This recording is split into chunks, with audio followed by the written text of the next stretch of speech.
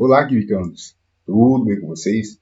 Eu sou o professor Ricardo Eletron e hoje nós vamos resolver as questões da EAN de 2024. Bom, a prova foi no sábado anterior, tá? Dia 13 ou 14, foi dia 13 de abril. Hoje já é dia 15, já estamos aqui na quarta-feira, tá? Então, aliás, dia 17 hoje. Então, vamos resolver aqui, tá? A pedidos essas questões. Então, vamos lá. Nós vimos então que teve algumas novidades, como por exemplo, o conteúdo de estequiometria. É uma novidade então nessa prova. Como também a química orgânica. Então, o ano 2024 foi o primeiro ano que foi contemplado a estequiometria e também a química orgânica. Continuou na mesma roupagem de 5 questões de química, tá? Dentro da área de ciências, que é dividida entre química e física. Então vamos lá resolver essas questões. Começando aqui pela 41. Bom, então vamos estar lá. Observe a estrutura química abaixo. Então, aqui está essa estrutura. A figura acima apresenta a estrutura química do geranial, que é uma substância orgânica encontrada nos óleos essenciais de algumas espécies vegetais. Sobre essa substância, analise as afirmativas abaixo. Então, nós temos aqui um composto orgânico, e temos aqui 4 afirmações. Eu quero saber a correta. A nomenclatura, segundo as regras da IUPAC, é 3,7 dimetil 2,6 octadienol. Então, primeira coisa, tá?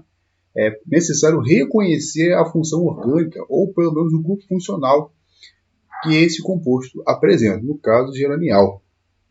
Então, se você for reparar aqui, você tem aqui o carbono, hidrogênio e oxigênio. Isso aqui caracteriza essa terminação aqui, ó, que é o carbono fazendo uma ligação dupla com o oxigênio e uma ligação simples com o hidrogênio. Então, se o nomezinho terminou com ol, é porque a função aqui sugerida é álcool. Só que o álcool, na verdade, na sua extremidade, tem um grupo funcional chamado de hidroxila. E nesse caso, isso aqui não é uma hidroxila. Esse pedaço aqui é de uma função chamada de aldeído. E toda vez que for aldeído, o nome do composto tem que terminar com al e não com ol. Então, por isso que essa primeira está equivocada.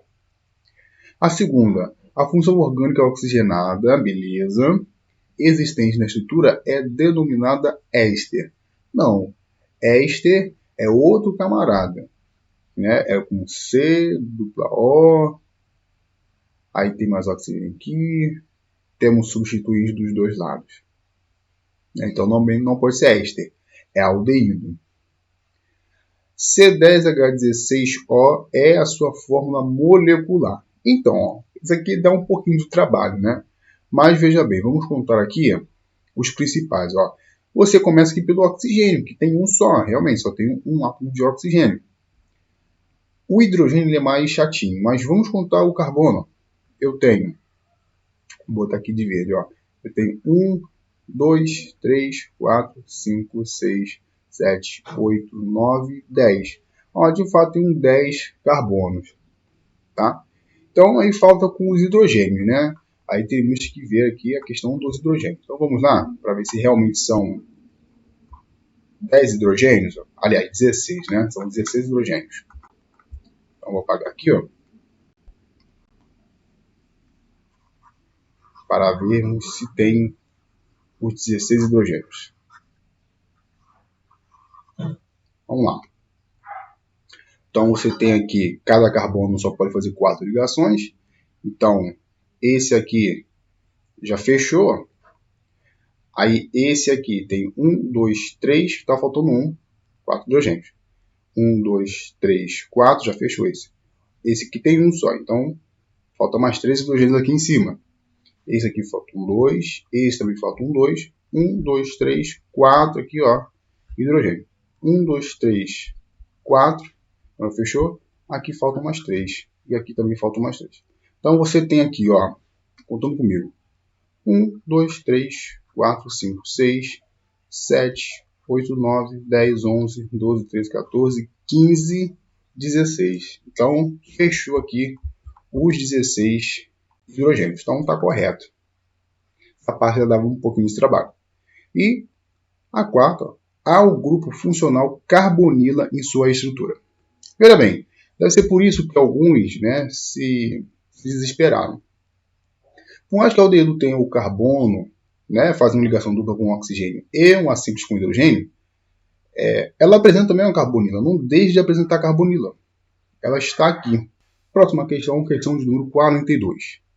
Considerando a distribuição dos elementos químicos em períodos e famílias da tabela periódica, segundo a ordem crescente dos números atômicos, e considerando que existem propriedades que variam periodicamente na sequência dos números atômicos dos elementos, assinale a opção correta. Lembra que nós temos um recurso didático, né, que é pegar a tabela periódica, né, a gente simula uma tabela periódica, e nós marcamos os três principais.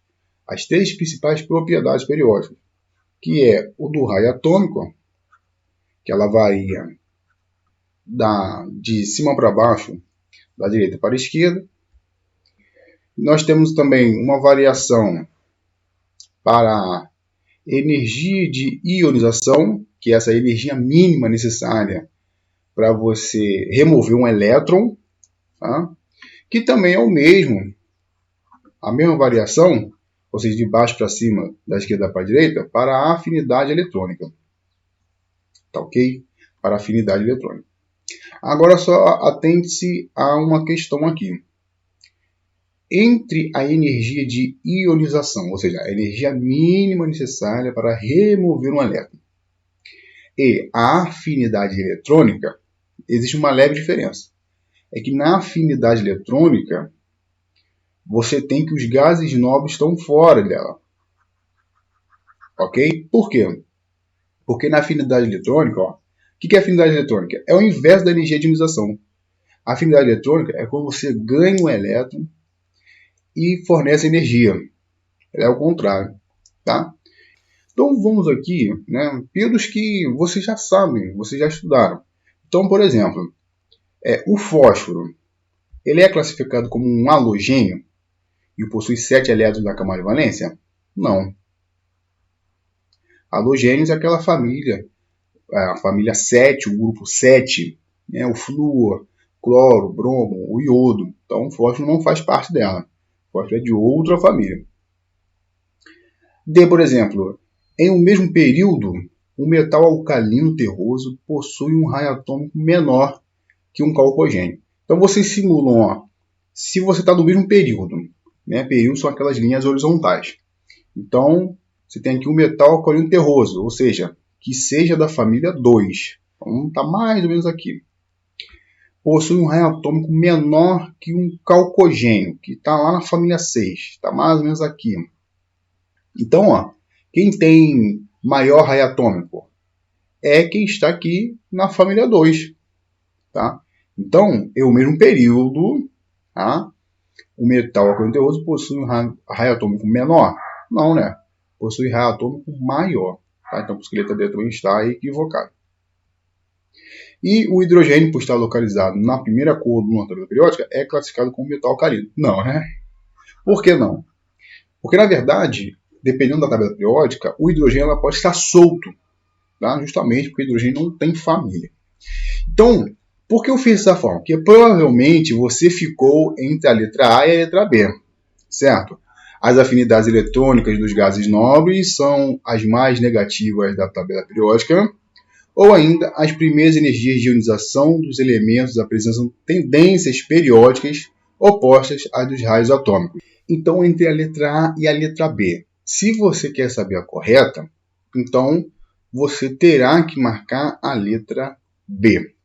Por quê?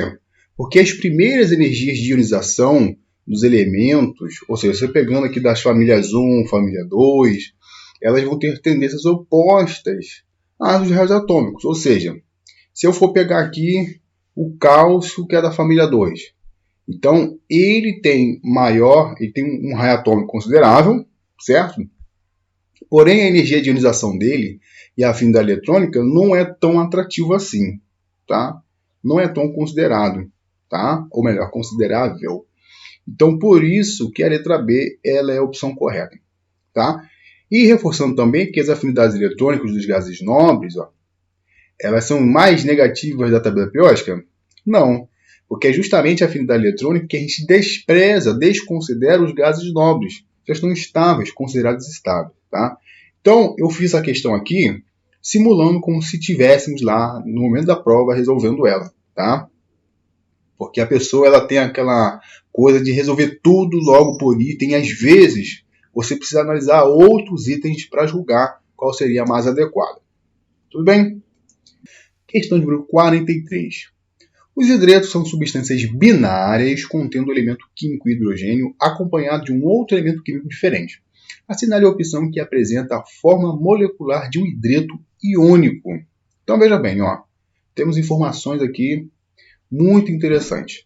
Primeira coisa, hidretos, ele diz, são substâncias binárias, ou seja, você tem dois elementos químicos, posso também chamar de bivalentes de repente, contendo o elemento químico hidrogênio.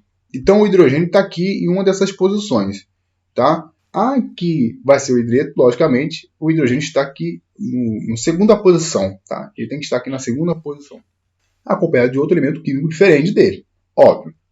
Assinale com a opção que apresenta essa forma molecular de hidreto iônico, ou seja, eu tenho que ter o que aqui, acompanhado do hidrogênio?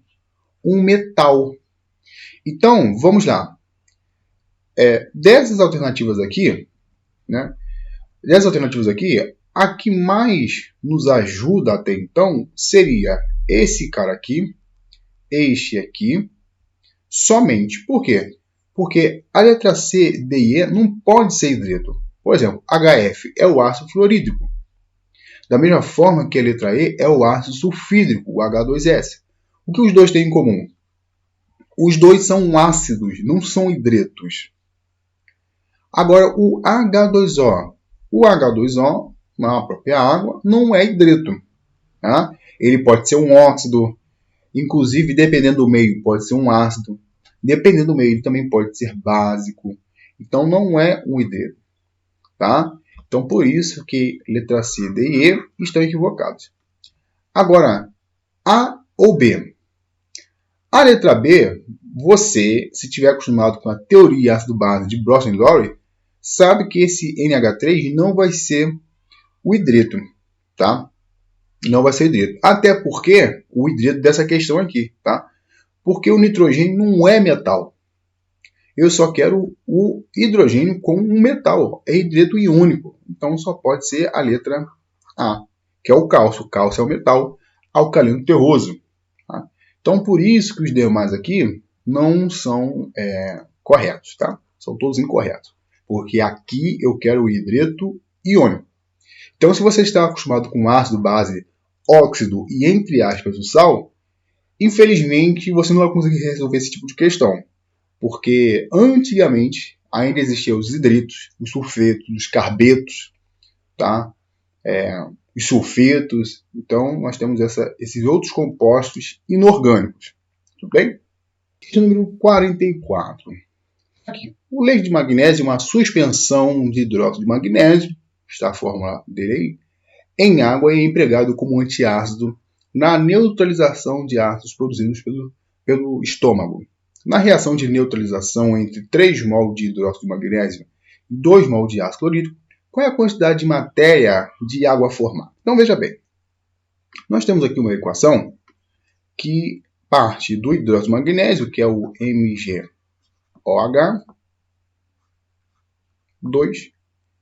tá?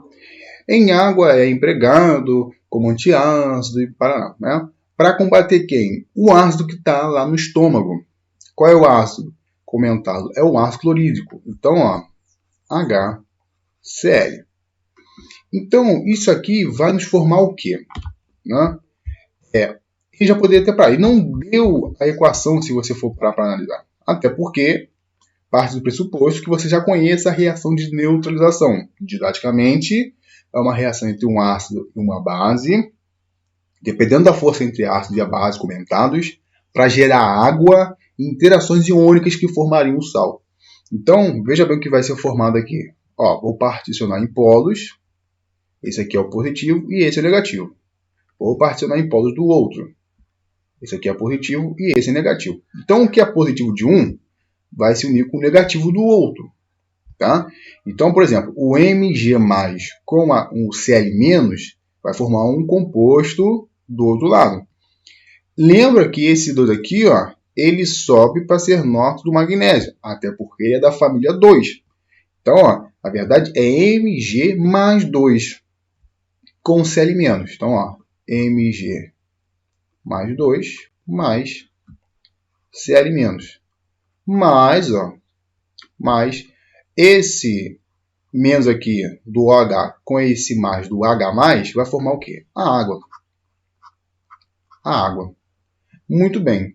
Então, a reação, depois que der tudo certo, então nós temos que esta equação vai começar com hidróxido de magnésio, HCl, MgCl2 e água. Tá? Então, didaticamente, vai resultar nessa equação. Só que é necessário agora fazer o balanceamento, né? Então, você tem magnésio de um lado, magnésio do outro. Você tem um cloro de um lado, 2 do outro. Então, coloque 2 aqui na frente. Bom, aí vamos para o hidrogênio, né? Você tem 4 hidrogênios de um lado e 2 do outro. Vou colocar um 2 aqui para ficar 4. Agora você tem 2 oxigênios de um lado e 2 do outro. Então, acho que já está tudo balanceado. O magnésio dos dois lados, 2 cloros dos dois lados, 4 hidrogênios dos dois lados e 2 oxigênios dos dois lados. Após o balanceamento, o que nós reparamos? Nós temos 1 mol de hidróxido de magnésio, 2 mol de HCl, 1 mol de cloreto de magnésio e 2 mol de água. Aí voltamos para a questão, ó, porque ele quer saber o seguinte. Na reação de neutralização entre 3 mol de hidróxido de magnésio e 2 mol de ácido clorídrico, qual é a quantidade de matéria de água formada? Tá? Então, eu não tenho mais essa reação aqui, no caso de 1 mol de hidróxido de magnésio, tá, em questão. Mas eu continuo com os 2 mol de ácido clorídrico. Repara no seguinte. Então, além dessa estequiometria aqui, eu tenho um fenômeno de reagente em excesso limitante. Por quê? Porque agora ele está contabilizando 3 mol de hidróxido de magnésio. Está aqui. Ó. Então, e quando eu tiver 3 mol desse cara aqui? Vai ser quanto? Tá? Então, antes, ó, vou até voltar aqui. Ó. Antes eu tinha 1 mol de hidróxido de magnésio e 2 mol de HCl, que formava quanto mol de água? 2 mol de água. Só que agora eu tenho 3 mol de hidróxido de magnésio, mas continuei com os 2 mol de ácido clorídrico. Ó. 2 mol de hidróxido. Vai formar quanto de água, gente? Pensa bem, não precisava nem fazer a regra aqui de 3. Porque, veja bem, se você reagia com 1 mol de hidróxido de magnésio com 2 de HCl e formava 2 de água, e eu aumentei agora só a quantidade em mol de hidróxido de magnésio e permaneci com o de HCl, que é o mesmo, então você tem hidróxido de magnésio demais. Então, quem é que vai ser o reagente em excesso e o limitante? O reagente em excesso vai ser o MgOH2, porque você tem muita base. Mas o ácido continuou o mesmo. Então, sendo assim, quem é o reagente em excesso ou o excedente? É o hidróxido de magnésio, é o MgOH2. Quem é o limitante? É o HCl. Então, a estequiometria, a regra de 3, teria que ser em prol ao reagente limitante. É quem limita. Tá? Então, se eu tenho 2 mol de HCl, independente do balanceamento ou da situação real, eu vou continuar formando a mesma quantidade de água. Né? Vou continuar formando a mesma quantidade de água. Se você for fazer aqui a regra de 3, ó, chamar aqui de x, então 2 vezes 2, 4, dividido por 2, 2. Então, por isso que é a letra B aqui, tá? 2 mol. E questão número 45. Assinale a opção que apresenta corretamente exemplos de substâncias que possuem forças intermoleculares do tipo dipolo-dipolo, dispersão de London e ligação de hidrogênio, respectivamente. Então eu quero saber aqui, ó, respectivamente, quem é a força intermolecular dipolo-dipolo, ele só abreviou, entende-se então que é dipolo permanente, ou seja, eu teria que pegar uma molécula polar, depois a dispersão de London ou forças dispersivas de Van der Waals, tá? Então eu teria que pegar uma molécula apolar, e depois ligação de hidrogênio, ou seja, que segue o mecanismo do H-FON. Ou é hidrogênio ligado a flúor, ou é hidrogênio ligado a oxigênio, ou é hidrogênio ligado a nitrogênio. Qual a alternativa que contempla tudo isso? Por exemplo, vou olhar só pela ligação de hidrogênio. Eu tenho esse cara aqui, ó, da item A. Eu tenho aqui do item B. E eu tenho aqui do item D. Tá? O C e o E estão equivocados. Tá? Hidrogênio ligado a flúor, ou a oxigênio, ou a nitrogênio. Agora vamos ver quem desses três é apolar, ó, para dispersão de London. Ó, o F2 é apolar, o I2 também é apolar e o F2 também é apolar. Tá certo? Todos eles são apolares. Agora, quem é polar para ser dipolo-dipolo, ou dipolo permanente, ou ainda forças de Kinson? Para ser polar, ó, hélio não vai ser o cara, né? He hélio, então não tem como contabilizar esse cara aqui. CCl4 é um cara polar ou apolar? Bom, se você for reparar, ó, você tem essa estrutura aqui. Eu vou desenhar aqui desta forma, ok? Dizer aqui dessa forma aqui. Só para você entender a questão da polaridade. Então, o que acontece? Você tem aqui, ó, 4 nuvens eletrônicas e 4 átomos iguais. Ó, você tem 4 cloros. Então, 4 é igual a 4. Ou seja, esse cara aqui, ele é apolar. Então, também não pode ser o cara. Eu quero um cara polar primeiro. Tá? Não pode ser a letra B. Então, sobra quem? A letra D, né? A letra D. Então, espero que vocês tenham entendido, compreendido. Essas, então, foram as questões da EAN 2024 da prova amarela. Valeu, até a próxima.